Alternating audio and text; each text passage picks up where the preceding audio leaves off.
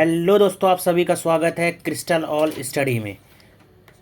This site पुष्पेंशिंग your mentor for history domain as well as for CUET general test general knowledge topics.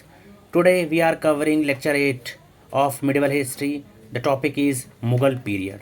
आज हम Mughal period का पूरा अच्छे से कंप्लीट करेंगे, चीज़ों को देखेंगे कि कैसे कौन कौन रूलर आया और क्या क्या वन लाइनर आपके एग्ज़ाम में, सीयूटी के एग्ज़ाम में मेनली आ सकते हैं इससे रिलेटेड।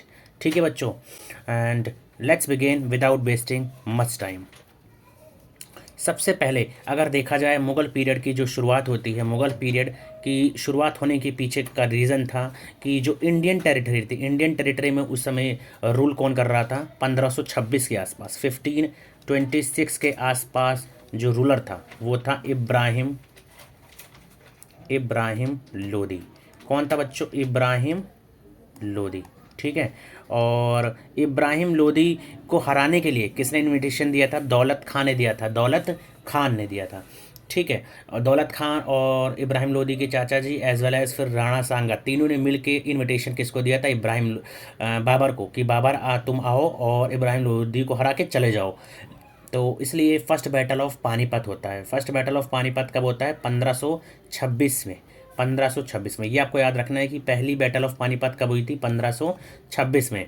और फिर वो बैटल में आता है और उसके बाद इब्राहिम लोदी को हरा देता है। लेकिन जब बैटल ऑफ पानीपत में कौन हार जाता है? इब्राहिम लोदी हार जाता है और बाबर जीत जाता है। तो बाबर डिसाइड करता है कि अब मैं भारत में ही रहूँगा, हिंदुस्तान में ही रहूँगा, और अपने जो आसपास के जो भी छोटे मोटे किंगडम हैं उनको मैं हरा के अपना एक बड़ा साम्राज्य बनाऊंगा।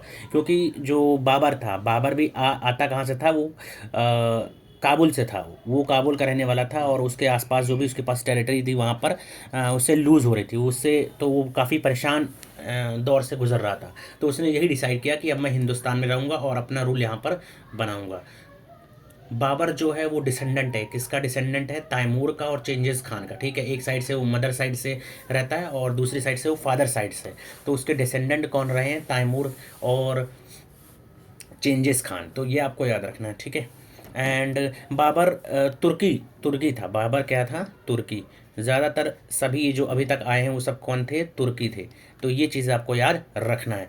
अब इसकी कुछ बैटल्स हुई, वो बैटल्स आपके एग्ज़ाम में ज़रूर आ सकता है, वन लाइनर ये क्वेश्चंस हैं और इनको आपको अच्छे से पढ़ लेना है। सबसे पहला बैटर है 1527 में। 1527 में मेवाड़ के जो किंग थे राणा सांगा, उसके साथ इसकी जंग होती है। कौन से युद्ध होता है? खानवा का युद्ध। ठीक है, खानवा का युद्ध, बैटल ऑफ खानवा 1527 में होता है, जिसमें राणा सांगा को यह हरा देता है। उसके बाद फिर 1528 में मेदिनी राय के साथ इसका युद्ध होता है। कौन सा युद्ध? चांदेरी का युद्ध। यहाँ पे चांदेरी होना चाहिए। चांदेरी का युद्ध होता है जिसमें मेदिनी राय को वो हरा देता है। देन एट द एंड वो मोहम्मद लोदी, जो कि अंकल थे किसके? इब्राहिम लोदी के अंकल थे, उनको भी हराता है। कहाँ कहाँ पर? बैटल ऑफ घाघरा में 1529 में। तो बाबर की कितनी बैटल्स हो गई बच्चों? 4 बैटल्स हो गई, जो आपको अच्छे से याद रखनी है। ठीक है। और इसको आप कैसे याद रख सकते हैं अगर मैं आपको बताऊं? पानी पिया, ठीक है, पानी पिया, खाना खाया, पानी पिया, खाना खाया, चाय पिया और घर को चल दिया, और चाय पिया और घर को चल दिया। तो ये 4 आपको याद रखना है, 4 वर्ड जो थे, पानी, खाना और चाय पिया और फिर घर को चल दिया। पानी से पानीपत 1526 में। 1527 में खानवा का युद्ध जिसमें राणा सांगा को हराता है। देन 1528 में चांदेरी का युद्ध जिसमें मेदिनी राय को हराता है बाबर। और देन घाघरा का युद्ध जिसमें 1529 में वो किसको हराता है? मोहम्मद लोदी को, जो कि किसके अंकल थे? इब्राहिम लोदी के अंकल थे। तो 1526 से 1530 के बीच उसका 4 साल का ही पीरियड रहता है और 1530 में उसकी आगरा में डेथ हो जाती है। तो आप ये कह सकते हैं कि काफ़ी उसका जो मेन था कि ठीक है, उसने हिंदुस्तान में एक रूल अपना बनाया, अपना मुग़ल साम्राज्य की स्थापना करी, लेकिन ज़्यादा समय तक वो रूल नहीं कर पाया। उसकी जो टॉम्ब कहाँ पर है इस समय? काबुल में उसकी टॉम्ब। ठीक है। उसकी इच्छा थी कि मेरी जो टॉम्ब होनी चाहिए वो कहाँ पे होनी चाहिए? जहाँ पे उसका जन्म हुआ था। तो उसका जन्म काबुल में हुआ था, इसका उसका टॉम्ब भी काबुल में है। ये आपको याद रखना है। इसने तुगलुमा और फ्लैंकिंग पार्टी सिस्टम जैसे तरकीबों का इसने इस्तेमाल करा, जिसमें ये युद्ध तभी ये जीत सका क्योंकि जो इब्राहिम लोदी था उसके पास 1-1 लाख की सेना होती थी। लेकिन बाबर के पास अगर जाना जाए, जो इतिहासकारों ने बताया है वो बताया है 10,000 के आसपास की इसकी सेना होती थी। फिर भी बाबर क्यों जीता? क्योंकि बाबर टेक्निक्स को इस्तेमाल करता था, वो फील्ड्स पर पहले आ जाता था, फील्ड्स को पूरा एनालाइज करता था। जैसा कि सबसे इम्पोर्टेंट अगर आपको बताया जाए तो उसने तोपों का इस्तेमाल किया। किसका इस्तेमाल किया? तोपों का। He was the first one two use gun powder and artillery in India. ठीक है, और यही जो तरकीबें हैं कि अपने अपने विंग्स में बांटना और तोपों का इस्तेमाल करना, ये सारे कौन से सिस्टम है? तुगलमा और फ्लैंकिंग पार्टी सिस्टम। ये सारी चीज़ें आपको आई होप समझ आई होंगी। Now moving forward to the literary contributions, क्या क्या रही बाबर की। आपके पेपर में क्या पूछ सकता है? तुजुक बाबरी। तुजुक बाबरी किसने लिखा था? बाबर ने खुद लिखा था। ये बाबर की ऑटोबायोग्राफी थी। ऑटोबायोग्राफी वो होता है जब इंसान अपने ही बारे में खुद से लिखता है तो उसे क्या कहेंगे? तुजुक बाबरी। उसको कहेंगे ऑटोबायोग्राफी। और उसका नाम क्या था जो बाबर ने लिखा था? तुजुक बाबरी। कौन सी लैंग्वेज में लिखा गया था? तुर्की में लिखा गया था। ये आपको अच्छे से याद रखना है कि कौन से लैंग्वेज में लिखा गया था? तुर्की में। और इसको ट्रांसलेट किया था पर्शियन में अब्दुल रहीम खाने खाने, और इंग्लिश में किया था मैडम बेवरीज ने। किसने किया था? मैडम बेवरीज ने। बाबरनामा, बाबरनामा के नाम से ही करा था। किसने? अब्दुल रहीम खाने खाने पर्शियन में। ठीक है, वैसे उसका क्या नाम था तुर्की में? तुजुक बाबरी। और इसने 2 पोइट्रीज भी कंपाइल करी थी। पहला था उसका दीवान इन तुर्की और दूसरा मुबैया इन पर्शियन में। ठीक है, मुबैया एंड दीवान। और इसने लेटर्स कुछ रखे थे, जो लेटर्स ऑफ बाबर, उनको क्या कहा जाता है? रिसाल ए उसाज। रिसाल ए उसाज। ये सारी चीज़ें आपको याद रखनी है। रिसाल ए उसाज। ठीक है, आई होप आपको ये चीज़ें समझ आई होंगी। ठीक है, सबसे पहले आपको अब मैं कुछ चीज़ें रिवीजन करा दूं। तो बाबर का जो टॉम्ब है कहाँ पे है? वो काबुल में है। उसका टॉम्ब कहाँ पे है? उसका टॉम्ब काबुल में। और बाबर का जन्म कहाँ हुआ था? फरगना अफगानिस्तान में। यह भी आपको याद रखना है। फरगना अफगानिस्तान। ठीक है बच्चों, अफगानिस्तान में। कौन से ईयर के आसपास? 1483 में। 1483 में। इसका टाइम पीरियड क्या रहता है? 1526 से 1530। 1526 से 1530 के बीच ये कहाँ पे रूल करता है? हिंदुस्तान में अपना साम्राज्य को बनाता है। ठीक है, ये सारी चीज़ें आपको याद रखनी है। इब्राहिम लोदी को इसने कौन से बैटल में हराया था? First battle of Panipat. First battle of Panipat 1526 में। उसके बाद राणा सांगा को ही हराता है। कौन से युद्ध में ये हराता है राणा सांगा को? खानवा के युद्ध में 1527 में। देन ये चांदेरी के युद्ध में मेदिनी राय को हराता है। चाय पिया। ठीक है, इससे आप याद सकते हैं, पानी पिया, खाना खाया, चाय पिया। एंड देन घर को घाघरा के युद्ध में ये किसको हराता है? मोहम्मद लोदी को, जो किसका अंकल था? इब्राहिम लोदी का अंकल था। इसने तुजुक बाबरी कौन सी भाषा में लिखा था? तुर्की भाषा में लिखा था। इसको पर्शियन में किसने किया था? अब्दुल रहीम खाने खाने। किसने किया था? अब्दुल रहीम खाने खाने। और कौन सी भाषा में किया था? पर्शियन में। उसको क्या बोलते हैं? बाबर नामा के नाम से जाना जाता है। आपको बच्चों बहुत अच्छे से इसको सुनना है, जो मैं आपको रिवीजन करा रहा हूँ। ये एज अ बाबर का पूरा रिवीजन हो जाएगा आपके लिए और आसानी रहेगी आपको याद करने के लिए। इसका एक और इम्पॉर्टेंट पॉइंट आपको याद रखना है, जो इसका ओरिजिनल नेम था। ये सवाल में अगर पूछ लिया जाए तो इसका ओरिजिनल नेम क्या था? ज़हीरुद्दीन मोहम्मद। ठीक है, ज़हीरुद्दीन मोहम्मद। ज़हीरुद्दीन मोहम्मद। ये आपको बिल्कुल याद रखना है कि इसका क्या नाम था? ज़हीरुद्दीन मोहम्मद। ये सारी चीज़ें आई होप आपको समझ आई होंगी। और अगर मैं आपको बताऊं तो ये गन पाउडर यूज़ करने वाला इंडिया में लार्ज मात्रा पे, सबसे ज़्यादा मात्रा पे कौन इसने इस्तेमाल किया था? तो ये स्वयं बाबर ही था, जिसने 10,000 की सेना होने के बाद अगर वो किसी को हरा देता है तो आपको समझ आया होगा कि हाँ, कैसे उसने हराया होगा। क्योंकि गन पाउडर, उसकी जो टेक्निक्स थी, घुड़सवार थे, बहुत तेज होते थे। तो इन्हीं फैक्टर्स के कारण ये बड़ी आसानी से इब्राहिम लोदी की सेना को हरा देता है। विदिन 2 आवर्स के अंदर वो सारे रिजल्ट देखने को मिलते हैं। ठीक है, और ये आपको चीज़ें याद होनी चाहिए। उसके बाद आपको अगर मैं बताऊं तो काबुली बाग, ये जो कुछ मॉस्क हैं काबुली बाग, ये मॉस्क कहाँ पे है? काबुली बाग ये है पानीपत में। कहाँ पे है बच्चों? पानीपत में। ठीक है। और जब बाबर आक्रमण कर रहा था 1526 में भारत पे, तो उसका जो बेटा था हुमायूं, उसका बेटा हुमायूं कहाँ का गवर्नर था? बदख्शान। बदख्शान का वो क्या था? गवर्नर था। ये भी आपको याद रखना है। ठीक है। और ये आपको बता देता हूँ कि उसने जो गन गन पाउडर जो गन पाउडर उसने बनाया, उसको बनाने में उसकी मदद किसने करी थी? उस्ताद अली कुली। उस्ताद अली कुली। उस्ताद अली कुली, ये आपको याद रखना कि उस्ताद अली कुली वो गन पाउडर का मास्टर था जिसने इसकी मदद करी थी। ठीक है। ये सारी चीज़ें आपको याद रखनी है। चलिए अब आता है हमारे पास हुमायूं। हुमायूं का जो टाइम पीरियड बहुत ज़्यादा इंस्टेबिलिटी से भरा रहा, क्योंकि ये कभी भी मतलब ऐसा नहीं हुआ कि रूल कर पाया हो कभी भी शांति से। हमेशा मतलब ऑलमोस्ट ये था कि ठीक है, 12-12 साल तो उसने एग्जाइल में बिताया कि इसके पास इसका साम्राज्य ही नहीं रहा। तो 1530 से 1540 और देन 1555 से 1556 के बीच में ये रूलर रहता है। He was a son of, किसका बेटा था? ये बाबर का बेटा था। ठीक है, जिसने असेंड किया था थ्रोन पे 1530 में।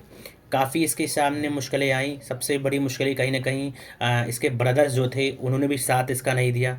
ठीक है, जैसे कि कामरान हो गया, हिंदल हो गया, अस्करी हो गया और अफगान्स हो गए।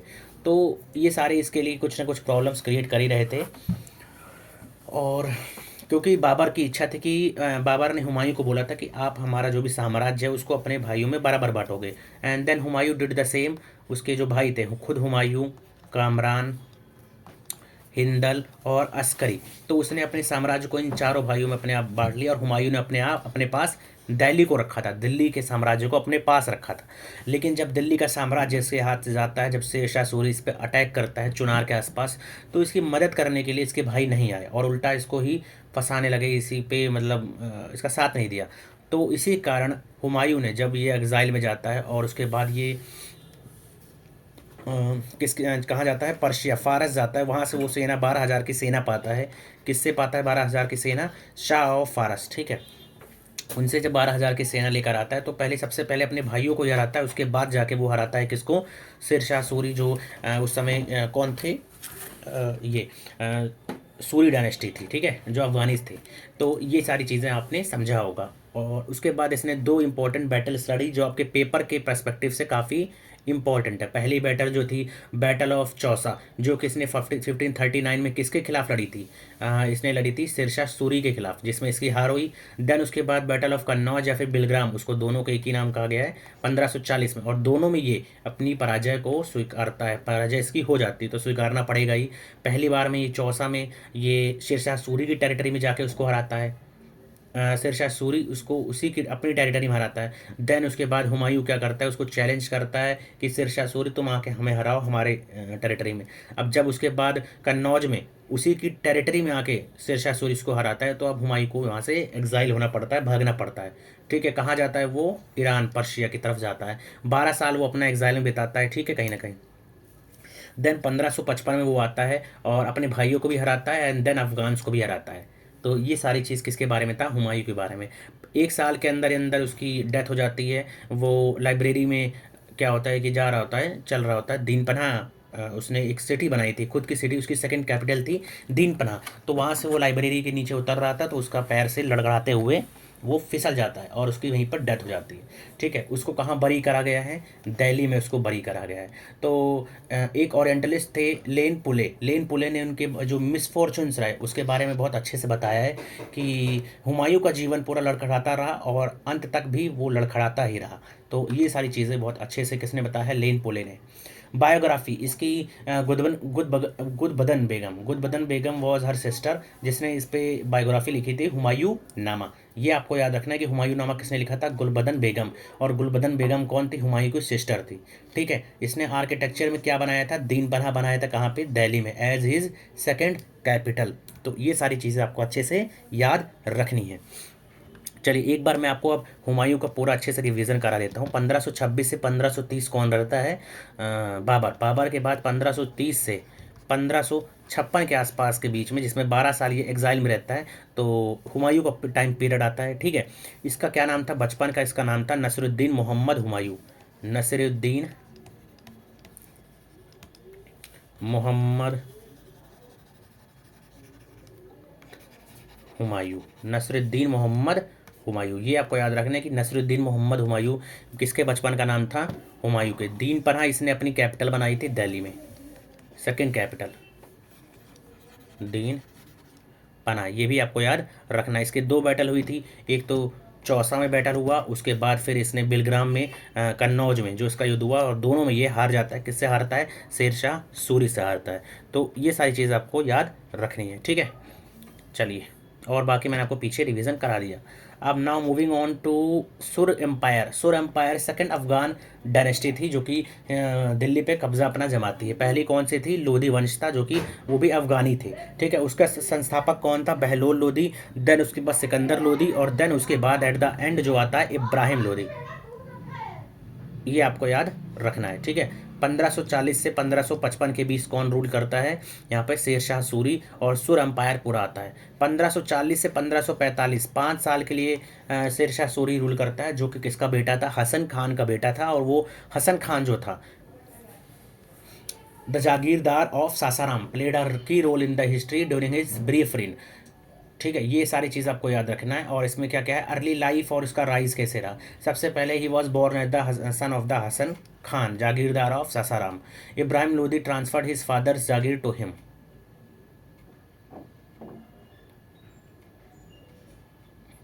ठीक है। तो सबसे पहले वो जागीरदारी किसके पास थे? हसन खान के पास। देन वो शेरशाह के बाद आई। तो ये चीज़ आपको याद रखना है। ही जॉइंट बाबर सर्विस, वो बाबर का सर्विस देने लगा बाद में। And then later became the deputy governor and the guardian of the minor king Jalal Khan Lohani in the south Bihar. तो ये उसका इतिहास था पीछे का। और उसने क्या क्या रिफॉर्म लाए? सबसे पहले जो उसकी एडमिनिस्ट्रेटिव यूनिट्स थी, क्या थी? सूबा, सूबा के अंदर सरकार, देन परगना, और उसके बाद आता था विलेज। तो ये 4 तरीके से इसने पूरे अपने किंगडम को बांट के रखा हुआ था। कुछ इंपॉर्टेंट ऑफिसर्स कौन कौन होते थे? जैसे कि हकीम हो गया, अमीन हो गया, दीवाने मुनसिफान हो गया, शिकदार ए श्याकार रन हो गया, मुंसीफ हेड हो गया, शिकदार हो गया, मुंसीफ, मुकद्दम हो गया, आमिल हो गया। तो ये सारी चीज़ें आपको याद रखनी है, ठीक है। शेर शाह सूरी गेन चुनार, चुनार को कैसा मिला? By marrying Lad Malika the widow of the governor of Chunar fort. तो इस तरह चुनार को कैप्चर करता है। In 1539 he defeated Humayun in the battle of Chausa and assume the title Sher Shah as emperor. ये सारी चीज़ें आपको याद रखने। इसी बीच में 5 साल के बीच में वो मालवा को हराता है, रणथम्बोर को हराता है, रायजीन को हराता है, मारवाड़ को हराता है, चित्तौड़, कलिंजर, इन सब पे वो अपने आक्रमण करता है, ठीक है। और उसकी मृत्यु हो जाती है 1545 में during the conquest of Kalinjar. Kalinjar के युद्ध के समय उसकी मृत्यु हो जाती है। ये सारी चीज़ें आपको याद बिल्कुल रखना है। एडमिनिस्ट्रेटिव रिफॉर्म्स में सबसे पहले इसने लैंड टैक्स को फिक्स किया था। वेरी इंपॉर्टेंट कि इसने लैंड टैक्स को 1/3 ऑफ द एवरेज कर दिया था, ठीक है। ये काफ़ी इंपॉर्टेंट है। एंड रिमूव जमींदार and establish direct tax collection, ठीक है। ये भी आपको याद रखना है।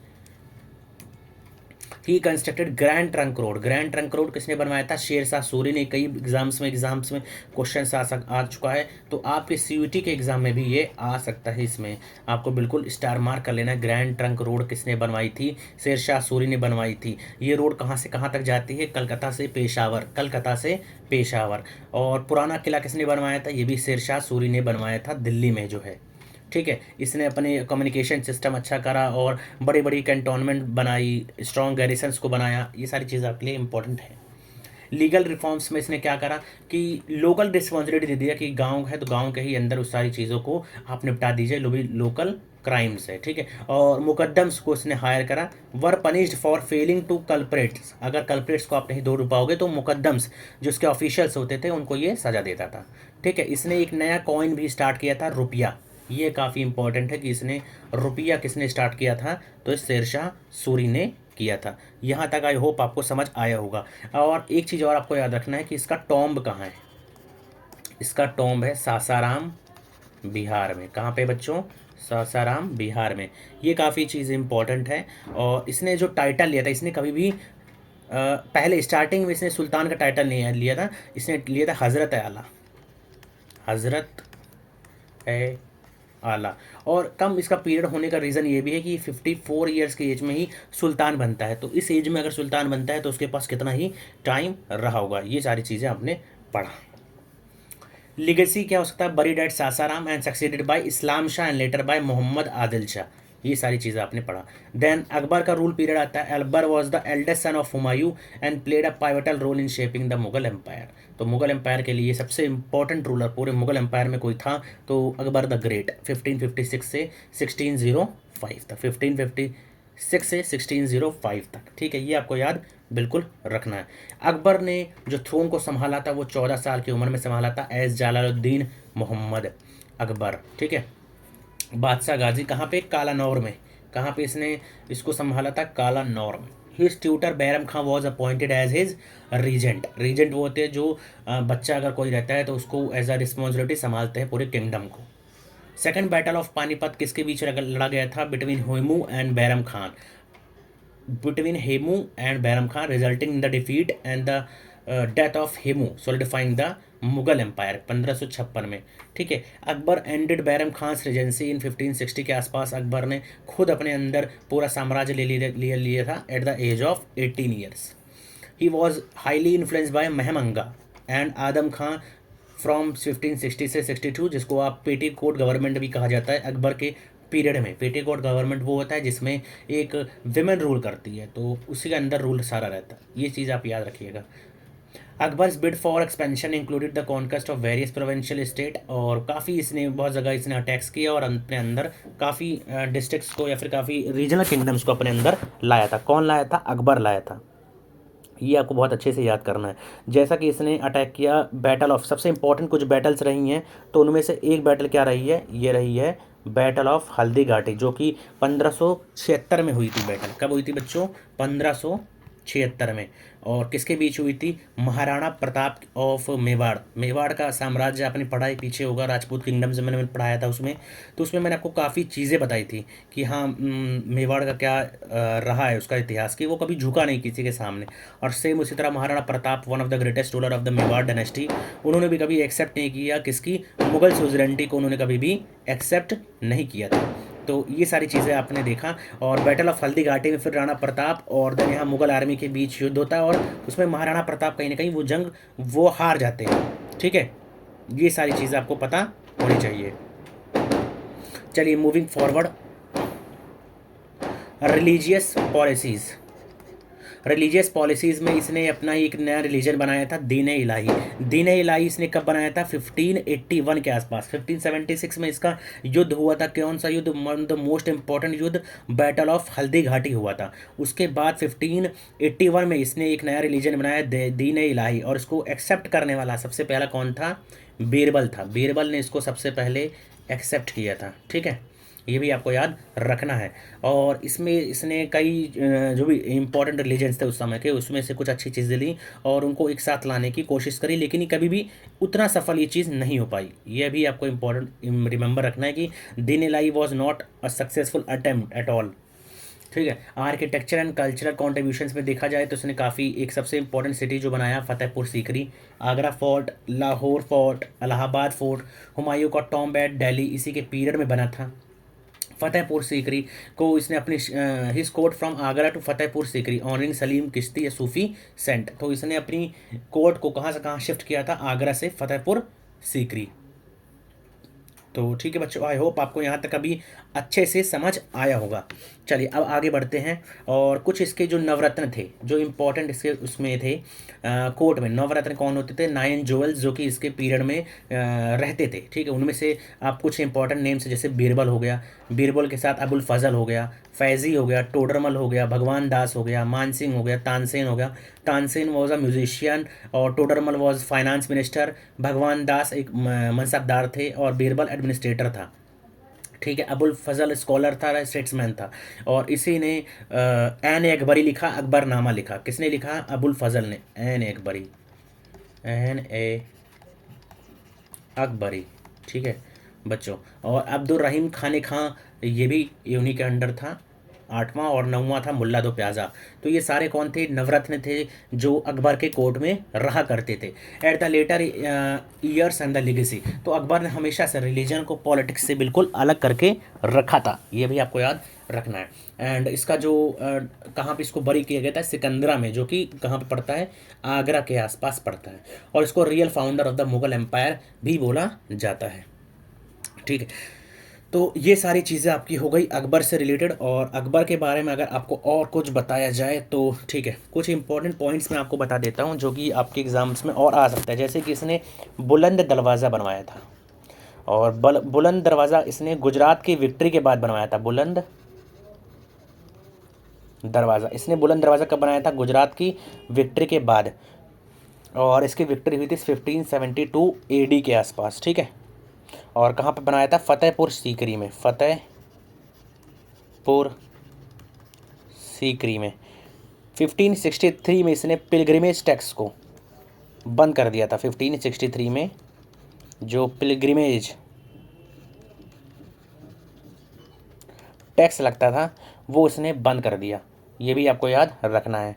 किसने बंद कर दिया था? अकबर ने। और उसके बाद इसने 1564 में जजिया को बैन करा था, मतलब अबॉलिश कर दिया था। 1564 में जजिया, जो कि हिंदूज पे टैक्स लगाया जाता था, जजिया, उसको भी इसने बैन कर दिया। और ये किस में विश्वास रखता था? सुलह कुल। सुलह कुल मतलब पीस फॉर ऑल में, पीस फॉर ऑल, सुलह ए कुल। ठीक है, ये आपको याद रखना है कि सुलह कुल में ये विश्वास रखता था। सारे मैंने आपको नवरत्न इसके बता दिए कि कौन कौन इसके कोर्ट में थे, अकबर के कोर्ट में। और इसने क्या क्या आर्किटेक्चर बनाया? फतेहपुर सीकरी, उसके बाद बुलंद दरवाज़ा इसने बनाया। नवरत्न मैंने मेरे को बताया। इसकी वो कहाँ पर है? टॉम कहाँ पर है? सिकंदरा एट आगरा में। बैटल ऑफ हल्दी घाटी कब होता है? 1576 में बैटल ऑफ हल्दी घाटी होता है। काकोरी सिस्टम, काकोरी सिस्टम किसने लाया था? तो ये आपको याद रखना है कि काकोरी सिस्टम लाया था टोडरमल ने। ठीक है, टोडरमल ने, ये आपको अच्छे से याद रखना है कि टोडरमल ने क्या लाया था? काकोरी सिस्टम। बंदोबस्त सिस्टम भी इसी के समय आया था। बंदोबस्त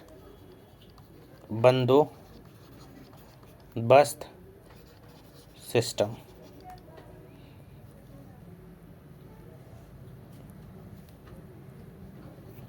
तो ये सारी चीज़ें आपको आई होप समझ आया होगा। एंड जो तुलसीदास ने अपने भक्ति पीरियड में पढ़ा था मेरे से कि तुलसीदास ने रामचरितमानस लिखा, तो he was the contemporary of Akbar. तो कॉन्टेम्परेरी क्या होता है कि हाँ, समकालीन, कि एक साइड अगर अकबर है तो उसी पीरियड में वो भी थे। कौन थे? तुलसीदास जी। कौन थे? तुलसीदास जी। ठीक है, ये भी आपको याद रखना है, तुलसीदास जी। इसी तरह बाबर का कॉन्टेम्परेरी कौन था? बाबर का कॉन्टेम्परेरी दूसरी साइड था विजयनगर एम्पायर में, कृष्णा देव राय। कृष्णा देव राय, ये आपको याद रखना है कि बाबर का कॉन्टेम्परेरी कौन था? कृष्णा देव राय। चलिए, आई होप आपको यहाँ तक समझ आया होगा जो भी चीज़ें मैंने आपको बताई। ठीक है। और अगर मैं आपको एक चीज़ और ऐड करना चाहूँ तो ये आपको ज़रूर याद रखना है कि इसी के समय, अकबर के समय कौन आया था? Ralph Fitch. Ralph Fitch Akbar के दौरान आया था। किसके दौरान आया था राल्फ फिच? अकबर के दौरान, अकबर की कोर्ट में आया था Ralph Fitch.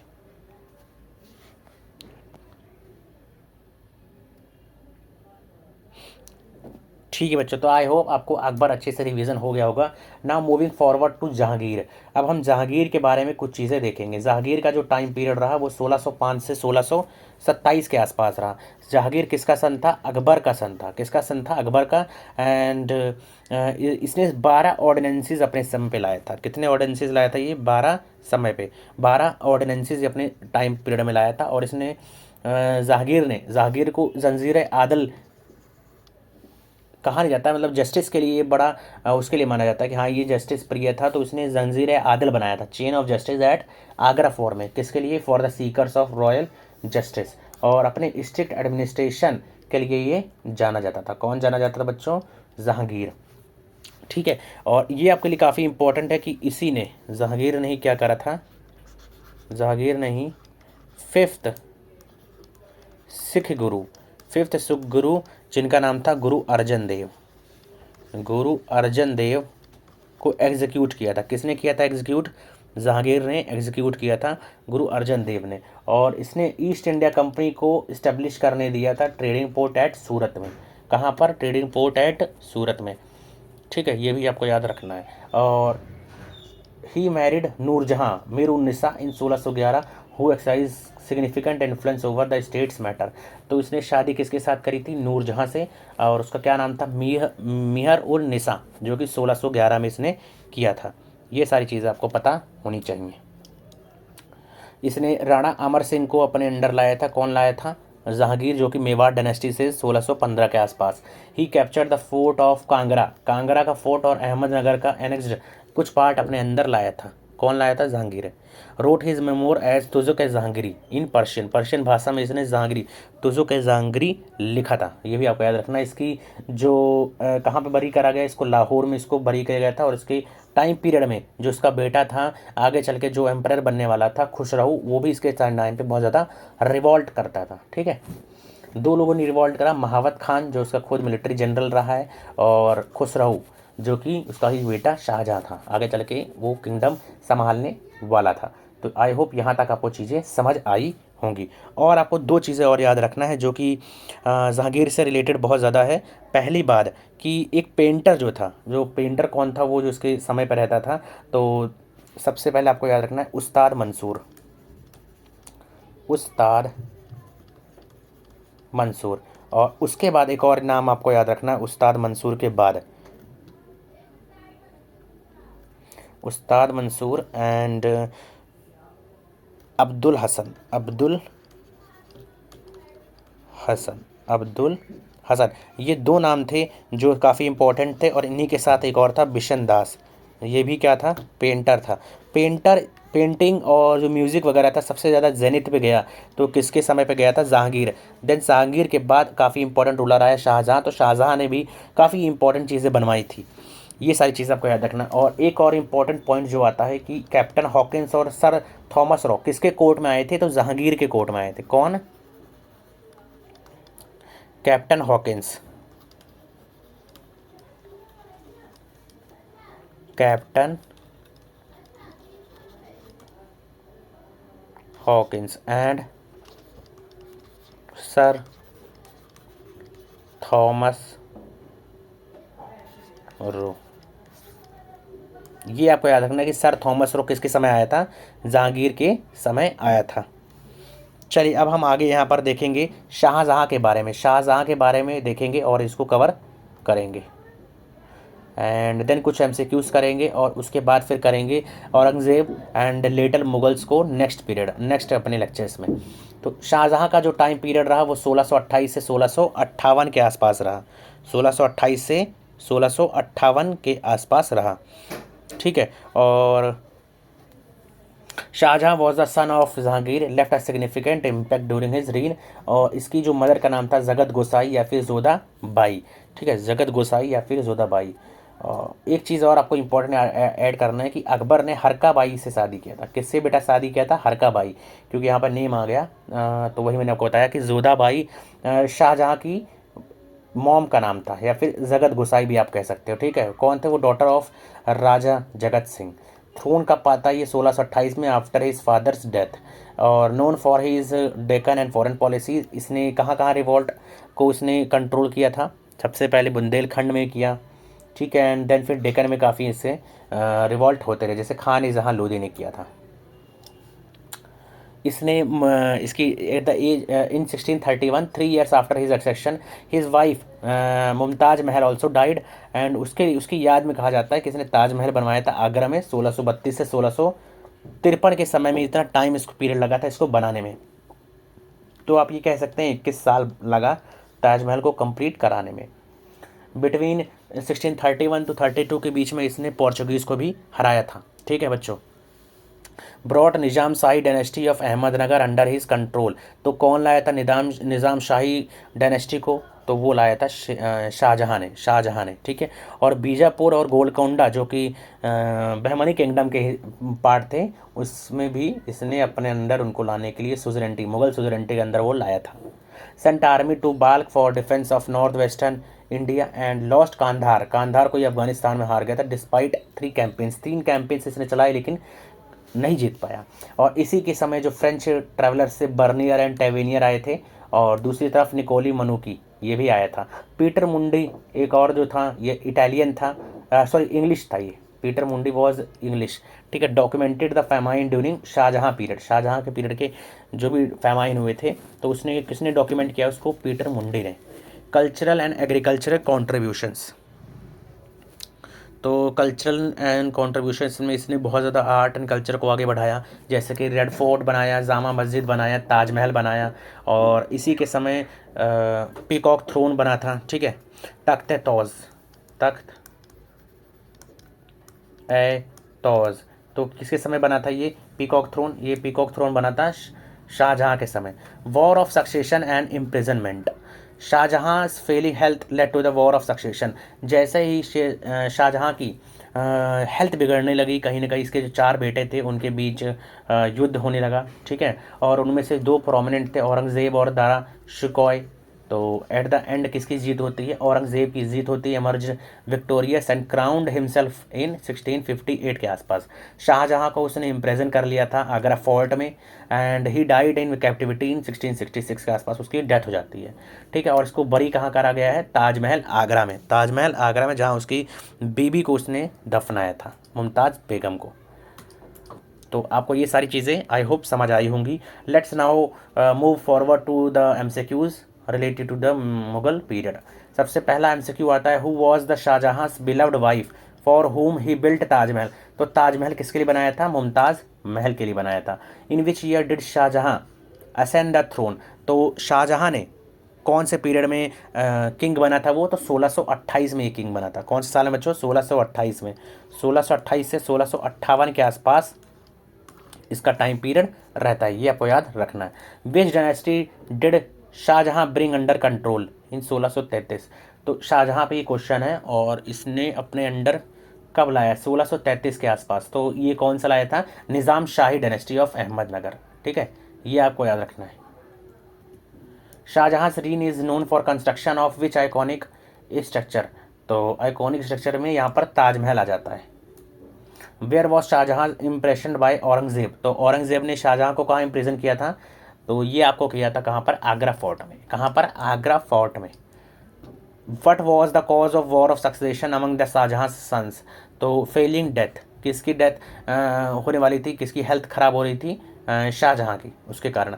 In which year did Shah Jahan lose Kandahar despite 3 campaigns, तो ये 3 कैंपेन्स का भारत है 1647 के आसपास, 1647 के आसपास इसने 3 कैंपेन्स किए थे, लेकिन ये कांधार को हार जाता है। Which traveller documented the famine during Shah Jahan reign,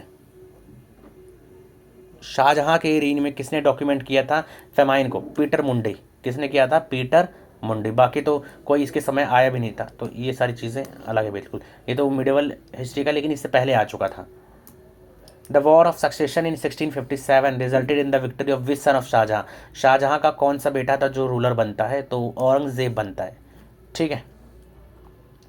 what was the शाहजहाँस contribution to the Mughal empire's administration, तो मुगल इंट्रोड्यूस दीन इलाही, नहीं दीन इलाही गलत है, दीन इलाही कौन लाया था, अकबर लाया था बच्चों। मनसबदारी सिस्टम भी टोडरमल के आया था, वो किसके अंदर था, अकबर के समय। ग्रैंड ट्रंक रोड किसने बनवाया था, शेरशाह सूरी ने बनवाया था। इम्प्लीमेंटेड बंदोबस्त सिस्टम, ये भी नहीं। तो ये ऑप्शंस कहीं ना कहीं इसमें गलत दे दिया गया है, ठीक है। आर्ट एंड आर्किटेक्चर में इसने काफ़ी अच्छा रोल किया, तो ये क्वेश्चन कहीं ना कहीं रॉन्ग है इसके ऑप्शंस। और ये मैंने आपको बता दिया कि ये ऑप्शंस किसने किसने बनाए थे, कहीं ना कहीं यहाँ पर रिकॉल हुआ होगा। 10वां question, yes. And that's all for today. I hope बच्चों ये आपको वीडियो पसंद आया होगा। सारे लेक्चर हमने अभी तक देखा कि कहाँ तक हमने पढ़ लिया है, शाहजहाँ तक को हमने कवर कर लिया है, ठीक है। शाहजहाँ के बाद अब हम औरंगज़ेब एंड लेटर मुगल्स को देखेंगे।